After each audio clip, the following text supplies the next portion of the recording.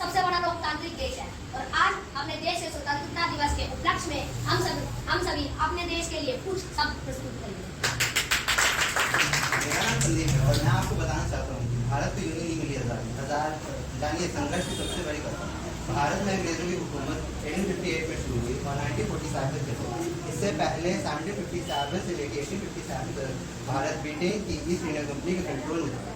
देश के वीर स्वतंत्रता सेनानी के साहस और बलिदान के आगे आखिरकार अंग्रेजों करीब 200 साल तक अंग्रेजों की गुलामी करने के बाद भारत को 15 अगस्त 1947 में आज़ादी मिली। आज़ादी की पहली चिंगारी विद्रोह था जो 1857 में हुआ, जिससे मैं मंगल पांडे, झांसी की रानी बहादुर शाह पर टीपू हनाना साहब ने भी अंग्रेजों के खिलाफ लड़ाया गया। सन 1900 के आसपास स्वदेश आंदोलन बाल गंगाधर तिलक, JRD टाटा ने आरंभ किया। महात्मा गांधी स्वराज की आत्मा में बताया।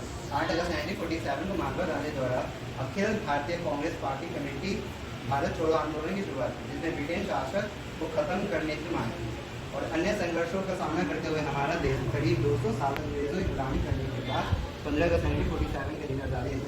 और इसी के साथ मैं अपने साथी राहुल को बोलने का मौका देना चाहती हूँ।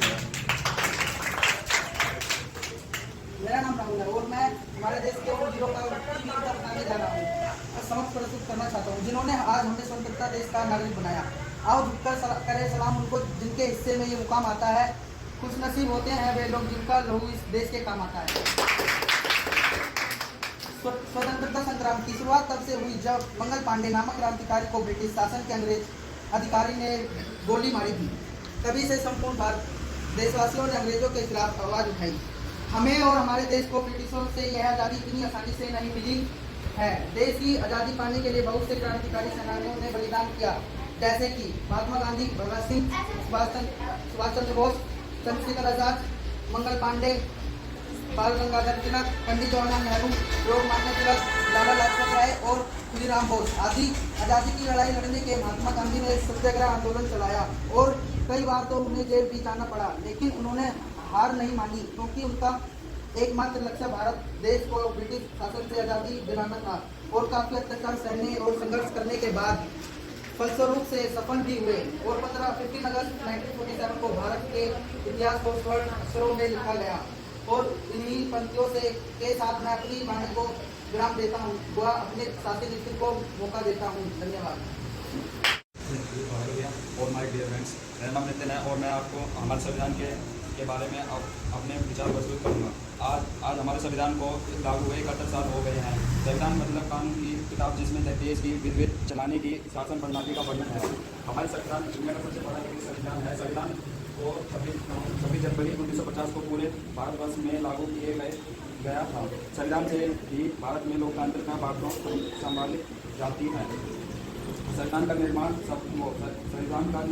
संविधान सभा द्वारा किया गया था। डॉक्टर भीमराव अम्बेडकर की संविधान के जनक कहा जाता है। वर्तमान में हमारे संविधान में 448 अनुच्छेद, 12 अनुसूचियाँ और 25 भाग हो गए थे। इन्हीं बंदियों को विराम देते हुए मैं अपने दोस्त तरुण को मौका देना चाहूँगा। मेरा नाम तरुण है और मैं आप सभी को स्वतंत्रता दिवस की शुभकामनाएं देता हूँ। जैसा कि हम सभी जानते हैं, पिछले साल केंद्र सरकार की तरफ से हर अभियान की शुरुआत की गई।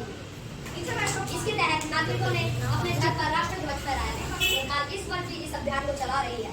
15 अगस्त 1947 को हमें ब्रिटिश शासन के 2 सालों के राज से आज़ादी मिली।